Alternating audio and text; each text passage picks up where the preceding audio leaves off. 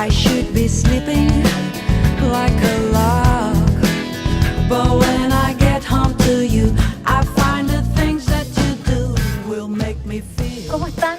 Bienvenidos a Vuelan las Plumas, bienvenidos a este ciclo llamado Mujeres Imprescindibles. Estamos contentos porque tenemos una nueva invitada y como siempre con un mundo, con un oficio distinto que nos invita a asomarnos a ella, asomarnos a lo que ha hecho y el rol que juega hoy día una persona como Constanza Mequis. Yo les cuento que ella es, y fíjense ustedes, es bibliotecaria. ¿Qué más pertinente para este Vuelan las Plumas que estar con una bibliotecaria? Sin embargo, este es un oficio bastante desconocido, casi oculto para muchos. Quizás por el rol mismo, ¿no? Que como tradicionalmente ha tenido la biblioteca, ha estado demasiado oculta. Justamente es que Constanza Mequis hizo una diferencia gigantesca en lo que significa el rol que deben jugar las bibliotecas en nuestro país. Y hace, bueno, comienzos de los 90, para no estar diciendo los años, creó un concepto junto a su equipo en el Ministerio de Educación llamado Bibliotecas CRA. También ella es magíster en lectura y libros infantiles y juveniles de la Universidad de Zaragoza, la misma universidad que le publicara un libro que es central para entender no solamente aspectos como la lectura, el fomento lector, sino que también para entenderla a ella, la actitud que tiene hacia los niños, hacia la sociedad y hacia este oficio tan maravilloso de ser una bibliotecaria, una conectora de libros y personas. Tiene casi 40 años de experiencia como bibliotecaria y en ámbitos, como ya les decía, de los libros infantiles, juveniles, es también consultora internacional, se la pelean en América Latina.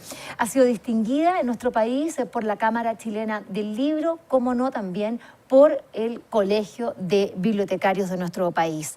Es presidenta de la institución más importante que regula, que ve, que observa los libros infantiles y juveniles en todo el mundo, pero ella es la presidenta de la correspondiente IBI, que así se llama, esa es la sigla en inglés, de Chile. Y también es presidenta de una fundación de nombre maravilloso como Fundación Palabra, donde está concibiendo uno de los proyectos más revolucionarios y de los cuales vamos a hablar a continuación.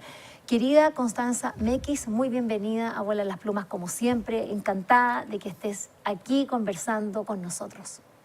Hola Vivian, encantada y tremendo honor esta invitación.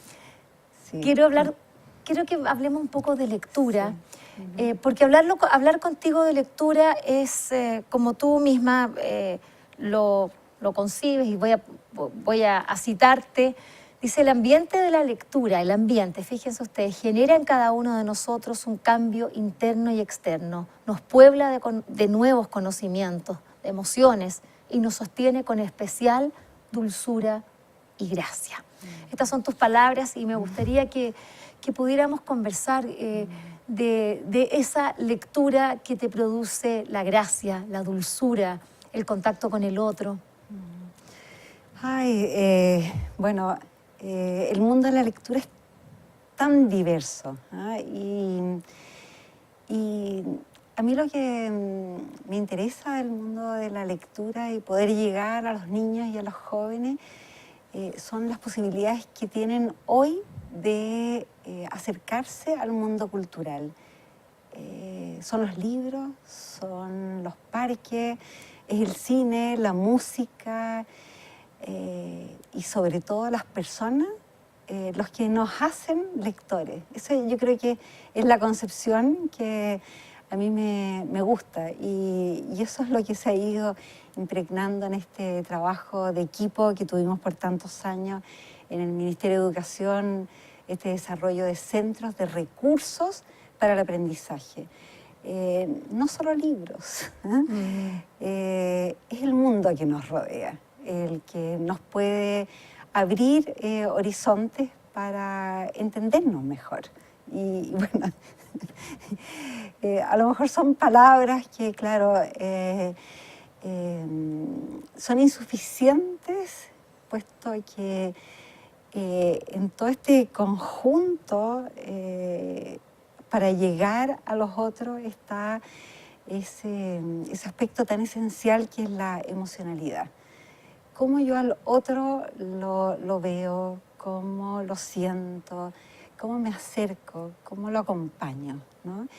Y eso no sé si...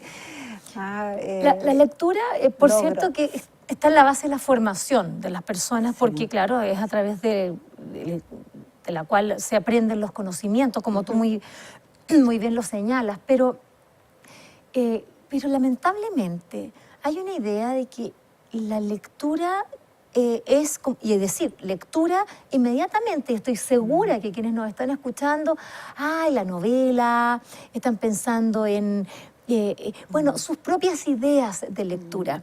Y por eso tú dices, claro, es como tan difícil, porque tú tienes un concepto muy amplio de lectura. Me gustaría que pudiéramos ir abordando eso, porque finalmente es lo que nos permite situarla y resignificar la palabra lectura hoy día, cuando es tan necesaria, cuando se piensa que lectura es obligar a un niño en el colegio. Ay, que este niño, uno dice de repente, oh, lectura, ay, que este niño es malo para leer. Es decir, ¿en qué momento la palabra como que se cosificó al punto de que quedara encerrada dentro de ni siquiera el colegio, sino que de la clase de lenguaje? Bueno, lo que nosotros teníamos castellano hace años atrás. ¿Qué pasó? ¿Por qué quedó allí? Podría pensar en que tenemos muchas tensiones en relación a la lectura. Tensiones que uno podría pensar como altas tensiones, medianas y bajas Ya, a ver. tensiones. ¿Cuáles para ti son las altas? Las altas, yo diría que tú algo mencionaste, es la relación que tienen los niños con la lectura en el campo de la obligatoriedad. Yo creo que esa es una alta tensión. Y claro, si uno quisiese destensar eso, bueno, tendríamos que llegar a la lectura por placer, a la libre elección. Otra alta tensión es lo que los maestros, ¿no es cierto?, relacionan la lectura y la evaluación.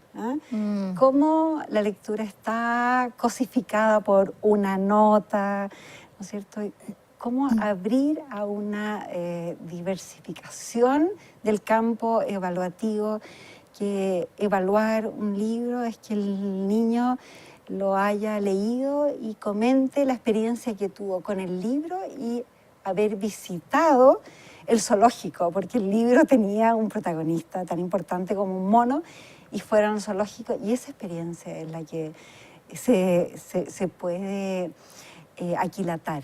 Entonces ahí yo diría que también es alta. Una alta tensión son las familias y el vínculo con la lectura, ¿no? O sea, qué valor le dan a los espacios de lectura, entendiendo la lectura en esta resignificación amplia, que lectura es conversar, lectura es ir a ver el cine, ¿no es cierto?, en conjunto, observar una planta, visitar al abuelo, leer en voz alta, en fin. Ahí está una alta tensión. Y bueno, la tecnología. La tecnología como un campo que a nuestras sociedades y a todos los que la componemos muchas veces aleja de la posibilidad de estar con otro, ¿no? Porque Sí, claro. tienes el celular y una cosa más autista, entonces no te acercas a los otros, y eso es un gran tema para el campo de la lectura. Bueno, y otros tan importantes como son los mediadores quienes están entre el mundo de la cultura y los niños y los jóvenes. Los conocen, ¿no? Saben sus gustos, sus apetencias, tienen el tacto. ¿Quiénes son los mediadores? Los mediadores, bueno, ahí están los bibliotecarios, los profesores y toda esta red, ¿no es cierto? Incluyó también al mundo de las familias que se acercan o alejan al niño del mundo de la cultura. Comunicaciones también, sí, nosotros somos exacto. parte de ese... Y por supuesto, y también los profesores, ¿no? O sea, los profesores de todas las asignaturas y su resistencia muchas veces a incluir el mundo de la lectura en sus prácticas pedagógicas. Hablemos de ¿sí? resistencias porque Sí. para entender el proyecto, lo que significó crear estas bibliotecas como, y cambiándoles el nombre, incluso centros, perdón, centros para De de recursos para el aprendizaje. Exactamente. Centro de recursos para el aprendizaje. Estas bibliotecas CRA se crearon a comienzos de, digamos, de los 90. Así es. Ya estábamos en la transición democrática, eran momentos en los que, bueno, ya teníamos una nueva ley de educación, veníamos de un tiempo, de una dictadura, de modo que habían cambiado muchas cosas. También en la concepción de la educación ya no era vista como un derecho, sino que había una libertad de educación, pero muchas cosas. Pero claramente habían aspectos que eran con el desarrollo del momento, ¿no? De lo que se estaba pensando en torno a la educación, la lectura, el fomento lector. ¿Qué es lo que te lleva a ti, a tu equipo, dentro del Ministerio de Educación entonces, a crear estos centros de recursos al aprendizaje? ¿Qué resistencias tuvieron, Connie? Fue muy interesante. Yo creo que ya el momento en que desde el pensamiento de decir vamos a mejorar la calidad y la equidad de la educación, de tener en el centro el mundo de la lectura y los espacios de ese entonces de la biblioteca. Y que si queríamos hacer un real cambio, este espacio iba a estar íntimamente relacionado con las prácticas pedagógicas. Entonces, al tener esta amalgama tan importante, íbamos a favorecer al mundo del profesorado con un espacio que le ayudara a ser mejor profesor. Pero ¿cómo convencer dentro del Ministerio de Educación de que un tablero de ajedrez, un juego de damas, un globo terráqueo, hasta un computador, ¿no? Sí, computadores. Juegos de naipes, todo. Sí. Es decir, eran una biblioteca escolar. Sí. Porque eso eran como unos módulos que se envían, bueno, Sí, todavía, ¿no? Todavía, sí. A las bibliotecas, sí. es decir, de las escuelas y liceos de nuestro país que ya en todo este tiempo han superado las 10.000, casi Sí, 11.000. Sí, bueno, en ese momento yo creo que fue el cambio. Estamos en democracia. Y si estamos en democracia, queremos ofrecer espacios nobles, dignos para nuestros niños y jóvenes. Y partimos con 124 CRA. Y el concepto prendió impresionantemente. En las primeras capacitaciones yo veía que profesores que estaban decían, ¡viva el CRA!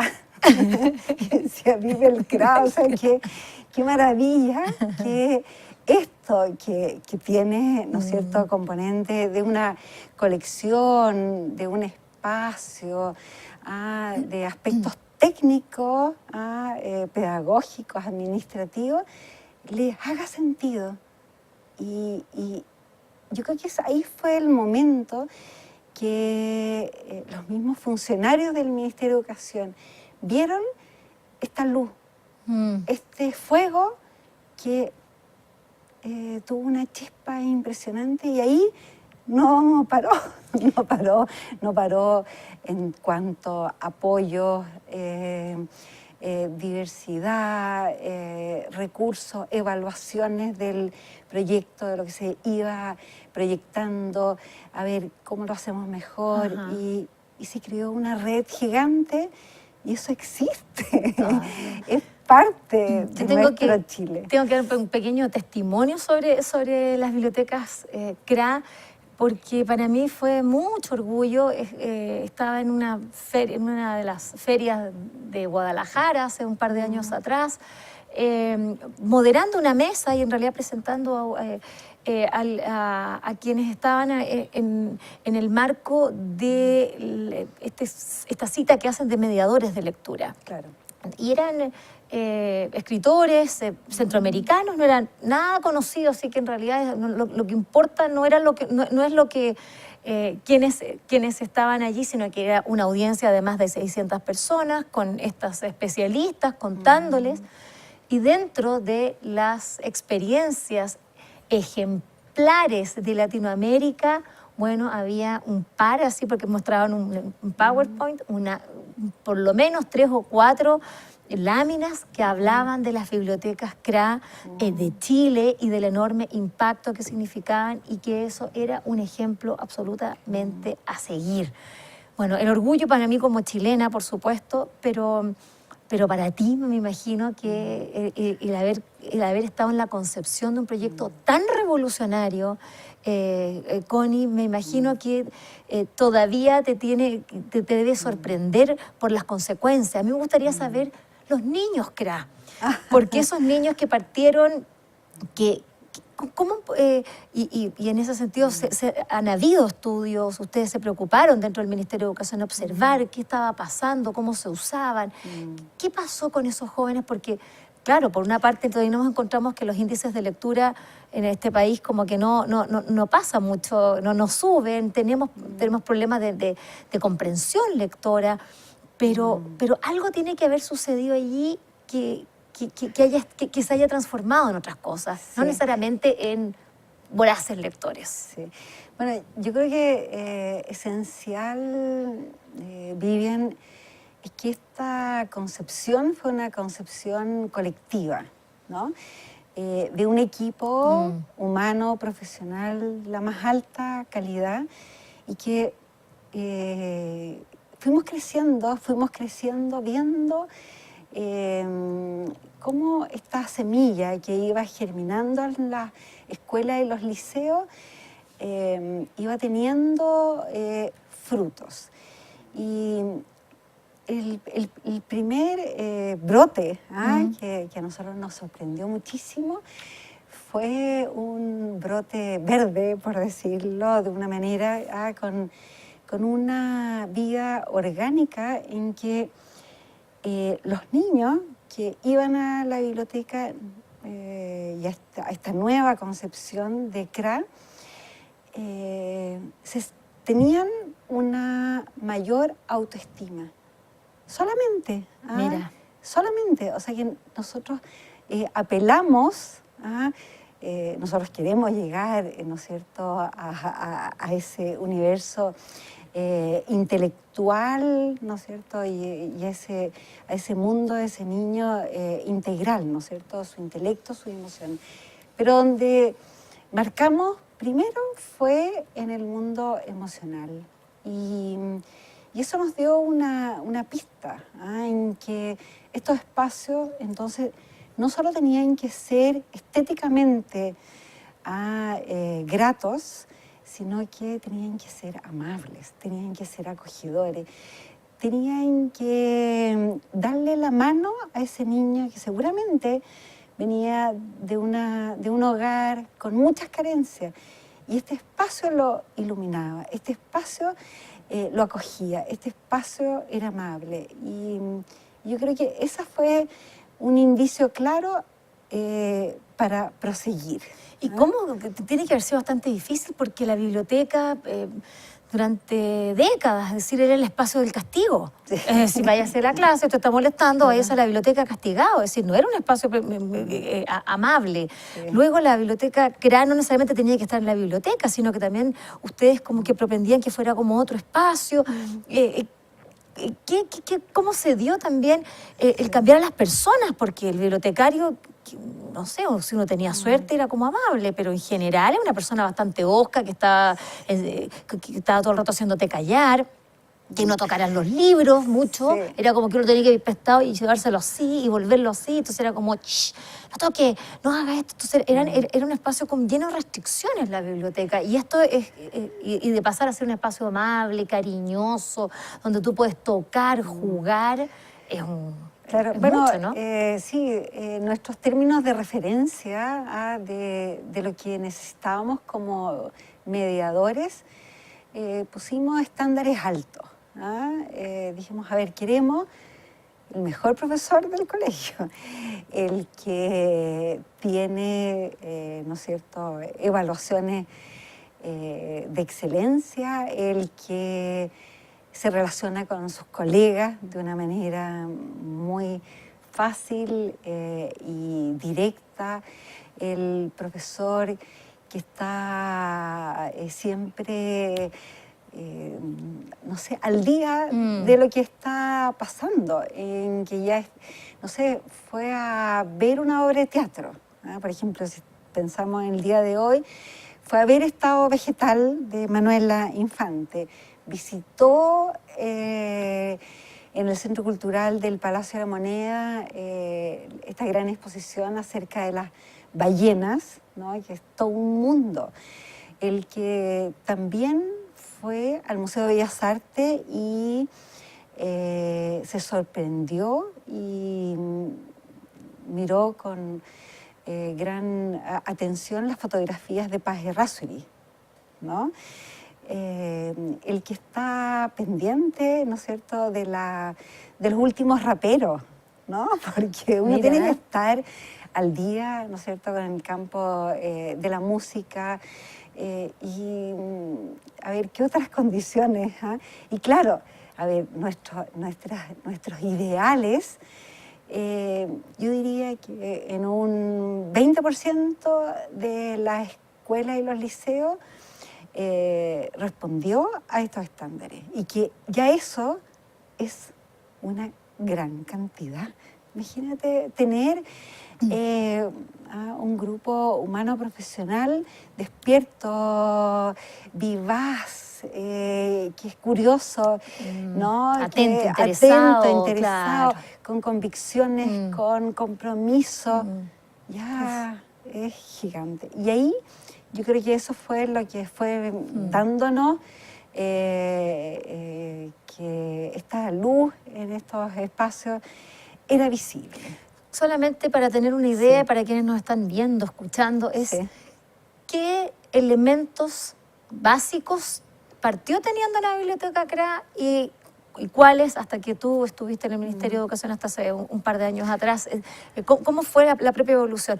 Como para tener así la lista. Ya. ¿Qué tenía y Sí, cómo fue bueno, cambiando? Sí, un espacio de al menos 60 metros cuadrados, Ya. que ojalá cada milímetro esté bien pensado en cuanto a la disposición de los muebles, ¿no? La estantería, el centro de acogida, una colección diversa, materiales impresos, libros, diarios, revistas, materiales audiovisuales, DVD, música, el mundo del cine, todo lo que está relacionado con el campo digital, ¿no?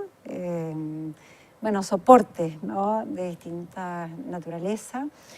Y también de recursos concretos, vale decir, elementos que puedan ayudar a entender mejor el mundo de la biología, el mundo de las ciencias en cuanto, no sé, la astronomía, la botánica, todo tipo de elementos, también el mundo de los juegos, lo que tú mencionabas, juegos de ajedrez, de distintos campos, y que abarcara una colección que apoyara todas las asignaturas y a todos los gustos.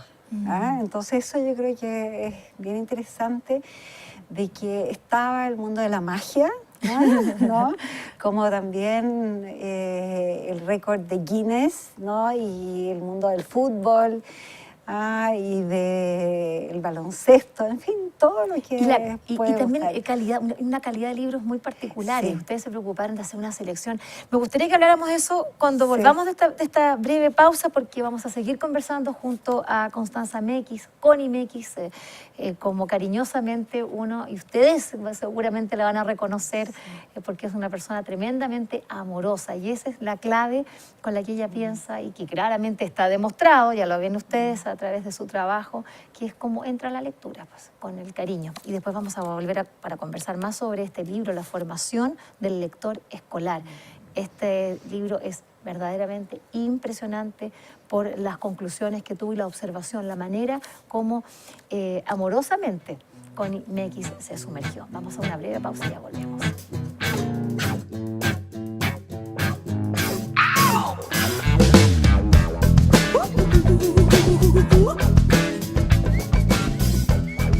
Estamos en Vuelan las Plumas conversando con Constanza Mekis, Connie Mekis, una de las figuras más importantes de la lectura, del fomento lector en nuestro país, quien lideró uno de los proyectos centrales, como son las bibliotecas CRA, estos centros de recursos para el aprendizaje.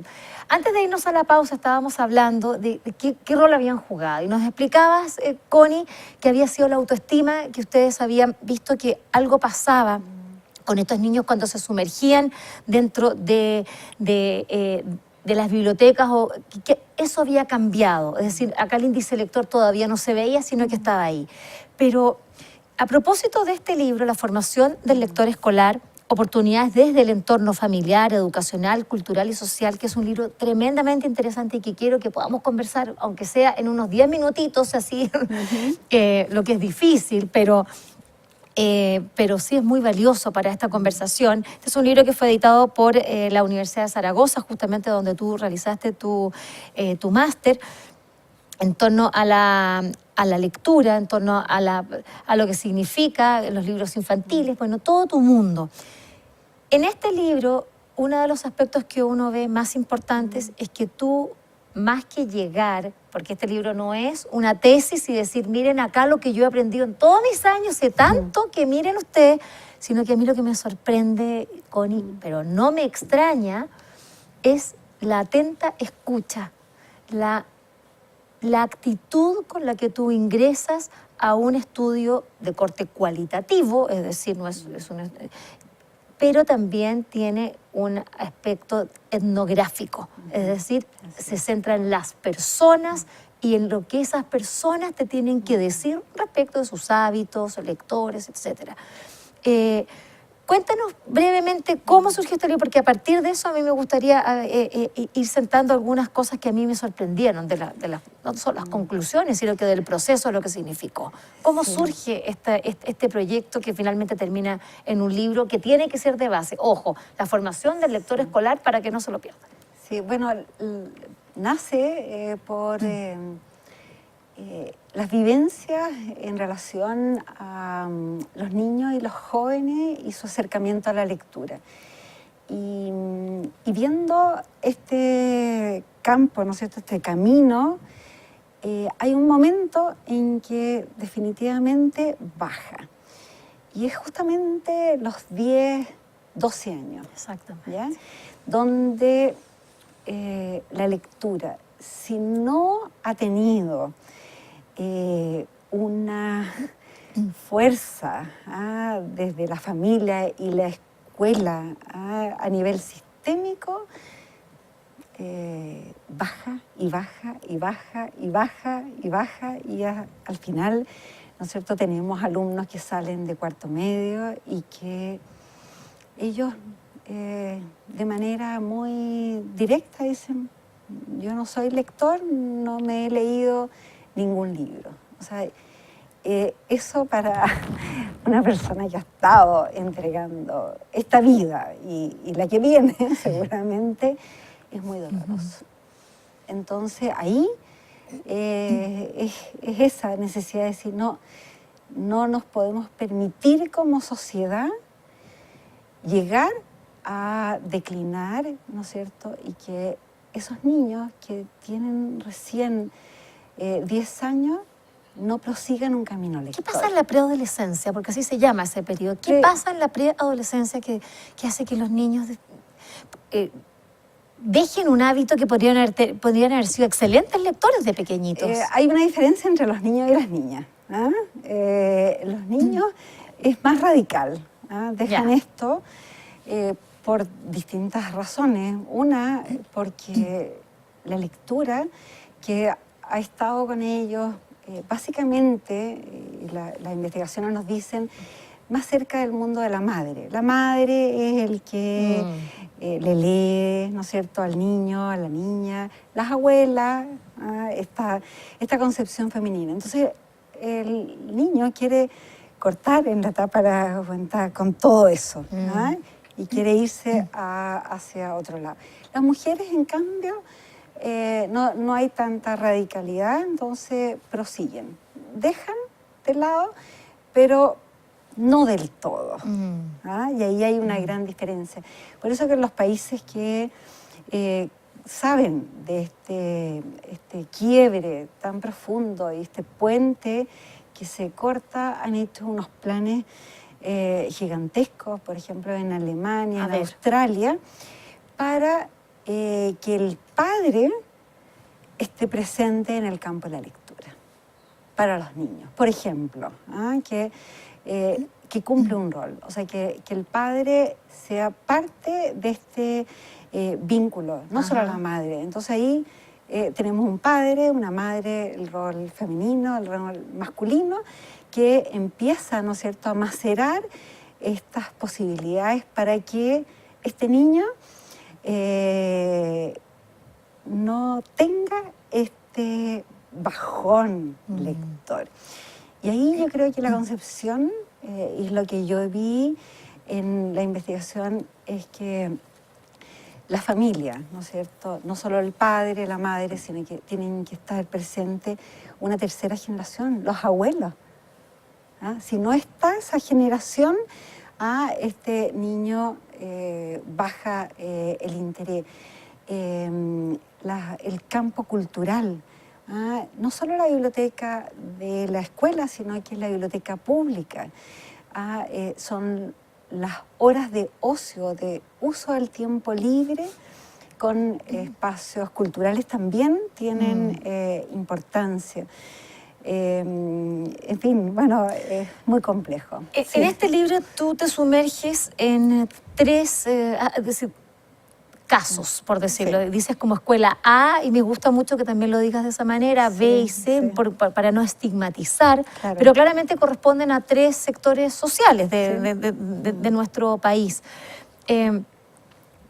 ¿Cómo podrías tú compartirnos a nosotros lo que fue la experiencia de ir hasta a esos colegios tan distintos entre sí y finalmente cuáles fueron algunas de esas conclusiones que fuiste llegando, digamos, o qué te mostraba esa realidad en definitiva?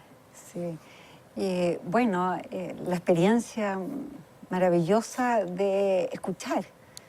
Escuchar atentamente lo que me decían los niños, los jóvenes, los profesores, los directores, y también una capacidad que se me fue, yo diría, ampliando en la medida de las visitas y de estas indagaciones, mirar,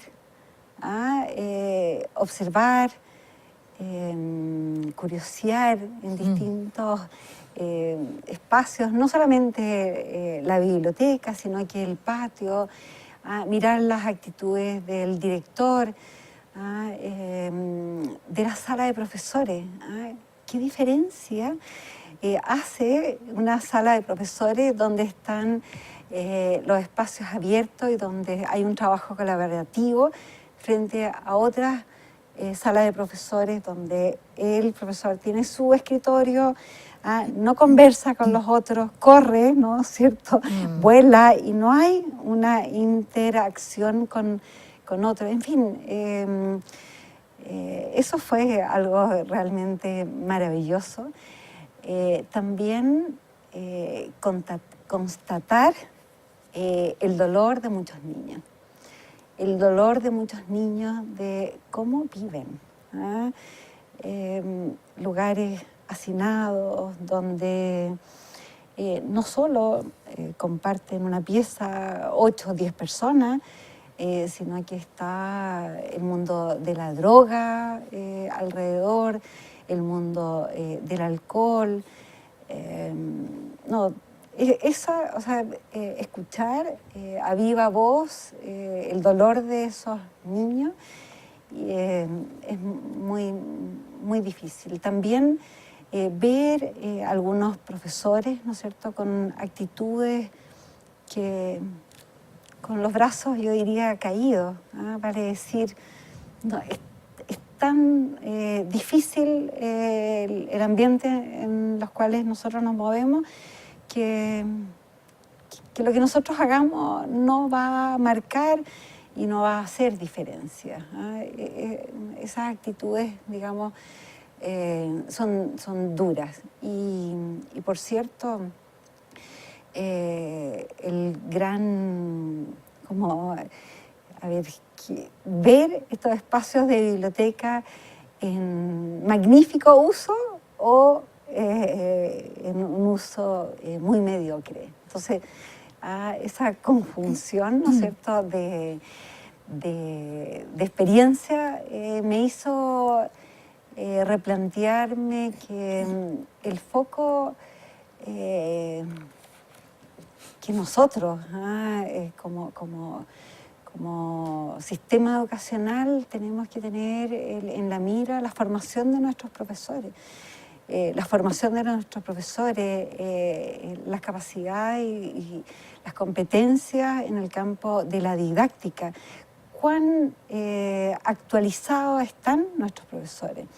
¿Dominan el mundo de lo que hoy día la creación editorial nos está proporcionando? ¿Sabemos leer el mundo del cómics? ¿No? Por ejemplo, claro. Tenemos conocimiento acerca del libro álbum y de las imágenes y la capacidad narrativa. Tenemos interés en que el diario y el mundo de las noticias sea parte de las acciones que cada alumno y cada profesor debiese de tener esa actitud por estar al día, por relacionar y hacer vínculos. Y eso es yo diría que es algo que es inmenso. Es inmenso porque tiene que ver también no solo con las calidades de la formación de nuestros profesores, sino que también con el bagaje cultural que tiene cada uno de ellos. Es algo muy difícil de asumir que un profesor de artes no conozca a Frida Kahlo, ¿no? No, claro. O sea, no puede, bueno, pero pasa. Es así. O sea, tú lo conociste, ese profesor. Claro. Y entonces eso nos habla de que es un nivel, hay un delta, pero yo no sé por qué soy tan optimista. Sí, y ese optimismo porque me gusta que seas optimista, sí, porque necesitamos eso, pues, Connie, porque si no es para llorar nomás, No, es para puro llorar, porque estamos hablando de inequidad. Inequidad. Finalmente es inequidad. Inequidad, pero hemos ido entregando valores y espacio. Y yo creo que todos los días hay un despertar, hay un profesor que está despertando, porque hay algo, ya sea porque el sostenedor los está apoyando en formarse de una manera más integral y actualizado, o porque prendió algo interno que lo hace estar más abierto a conocer nuevos autores. En fin, yo creo que eso da cuenta de que no, hay un cambio inmenso, o sea, gigante, o sea, de lo que a lo que nosotros teníamos, a lo que tenemos hoy. Estamos en otro sitial. Claro, el tema es que eso encarne en un cambio y en cifra, hay que tener paciencia porque son cambios que no es el crecimiento de una planta, ¿no? Sino que esto tiene que generar raíces, ¿no es cierto?, de conocimientos, de talentos, de capacidades, y ahí recién ir viendo cambios. Así que, pero sí, muy optimista. Y que sean políticas de Estado, ¿no, Connie? Absolutamente. Sí, porque si hablamos de políticas de gobierno en este minuto, por la Constitución que tenemos, cada gobierno dura 4 años. Y no se puede estar en 4 años tratando de crear la pólvora cada vez, es decir, demoliendo lo anterior y empezar como que se hubiese descubierto algo nuevo. En ese sentido, tu permanencia en el ministerio fue una señal muy importante. Tu salida también fue una cuestión muy dolorosa, tú saliste por una cuestión muy puntual, fue muy terrible cómo se dio, porque de los miles de libros que se habían seleccionado durante años para todas las bibliotecas, finalmente por un libro que había sido mal, bueno, ingresó mal a la biblioteca y tuviste que irte de ese proyecto. ¿Cómo tú tienes, es muy doloroso acordarte de ese, es decir, por cierto que sí tiene que ser doloroso, es bastante estúpida mi pregunta, pero ¿cómo lo ves hoy día? Porque te ha permitido a ti a veces justamente el terminar algo, aunque haya sido de manera dolorosa, abrir nuevas puertas. Sí, fue un momento muy, muy difícil por la rigurosidad y el compromiso que habíamos trabajado como equipo, pero también creo que fue una gran oportunidad, una gran oportunidad para ver desde fuera cómo esta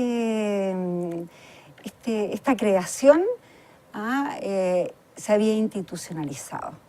Ver eso desde afuera es algo que te baja, ¿no es cierto? Porque claro, uno podría, y hasta el día de hoy uno puede tener un pesar, ¿no?, humano de haber dejado algo tan maravilloso. Pero creo que hay momentos, ¿no? El Eclesiastés dice, hay momentos para todo. Y eso quedó en manos, ¿no es cierto?, de un equipo que sigue adelante. A medias, digamos, porque el equipo se ha ido desarmando.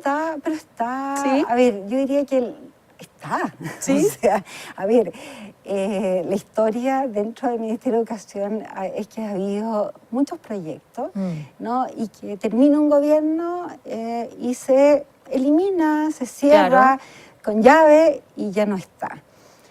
Los que la siguen funcionando. Sigue trabajando un equipo, han pasado varios años y esto sigue en pie.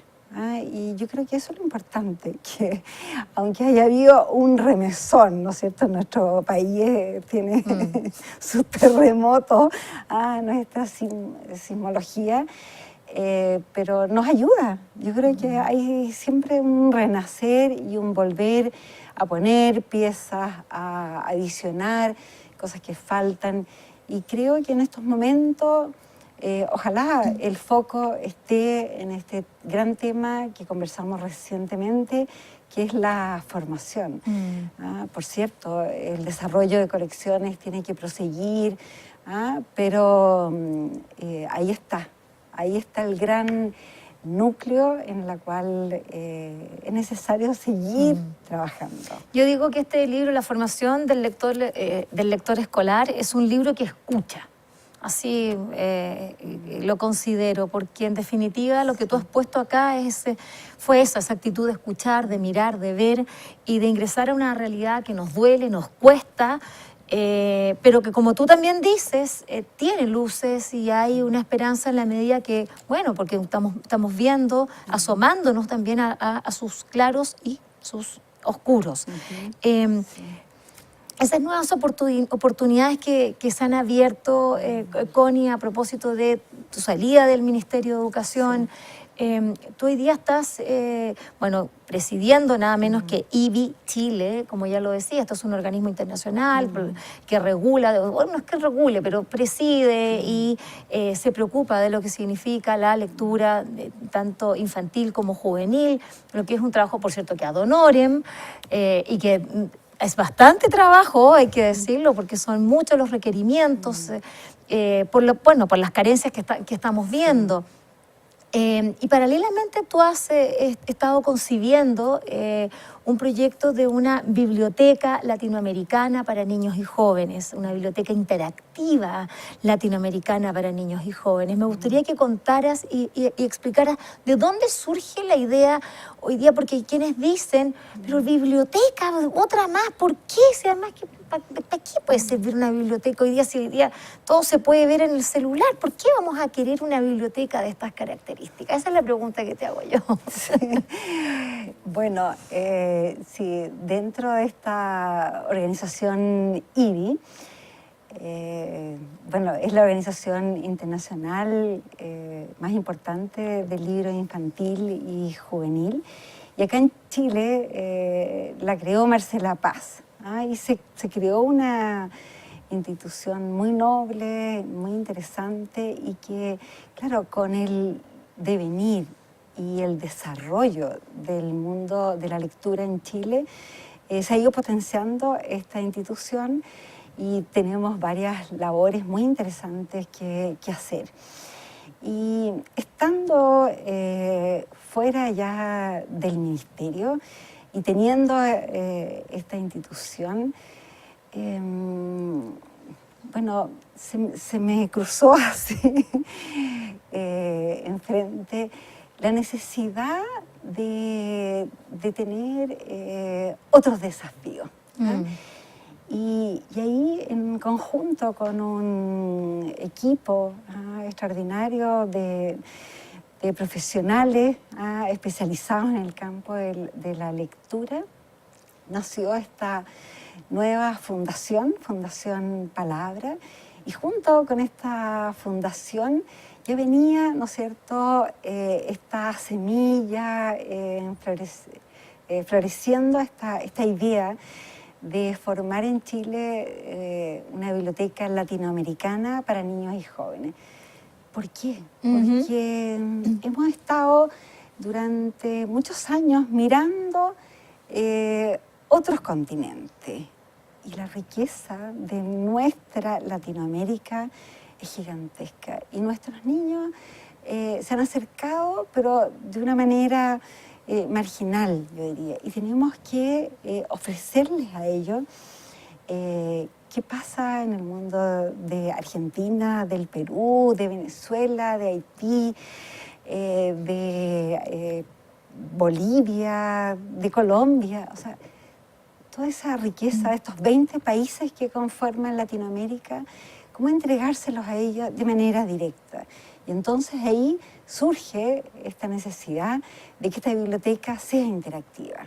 Interactiva, entendiendo la interactividad como Un espacio que se reúne con otros, con objetos que lo hacen pensar, que lo hacen interpretar de una manera diferente. Y este sueño, ya que bueno, como los grandes sueños tienen que tener grandes pasiones, está en un proceso muy interesante de desarrollo, colaboraciones todos los días una nueva colaboración. Y que, bueno, estamos en esa gran, no sé cómo llamarlo, si es sueño, realidad, realismo mágico, pero vamos a salir adelante. Sí. Estoy segura que sí, Connie, Sí. estoy segura que sí, sobre todo porque por lo que tú dices. Resulta tan paradójico que tengamos libros o sepamos más. Hay más, bueno, por supuesto que libros españoles, que está bien, que están muy bien hechos, Sí. pero no podemos tener nuestras bibliotecas pobladas. Está bien tener 5 libros españoles, pero ni un libro boliviano, ni un libro de Nicaragua, de Panamá. Pareciera como que estuviéramos hablando de, no sé, del lejano oriente, de países como que es decir, cuando son de Latinoamérica. Creo que es un Sí. trabajo y una labor verdaderamente no solo encomiable, sino que uno tiene que estar agradecido de que haya personas que sientan esa pasión y esa necesidad de llevar a cabo proyectos como estos, porque son los proyectos que en definitiva nos dan conciencia de lo que somos y de dónde estamos hoy día y del el futuro que tenemos que enfrentar juntos. Así que yo, a nombre de todos los latinoamericanos, te doy las gracias. Sí. Y te quiero Gracias, regalar Vivian. el libro Vuelan las plumas también, este libro, con nuestras conversaciones que publicamos hace unos años con personas como María Teresa Ruiz, como Hernán Rivera Letelier, como Ernesto Cardenal o Isidora Aguirre, están aquí Qué en este bien. libro y te lo quiero regalar. Muchas gracias. Como una manera para Sí. agradecerte el que hayas Muchas estado acá gracias. esta tarde Sí. con nosotros. Muchas gracias, Connie Sí. Mequis. Y a ustedes, por cierto, gracias por seguirnos en este maravilloso ciclo junto a mujeres imprescindibles. ¿Ya entienden por qué se llama así, cierto? Chao.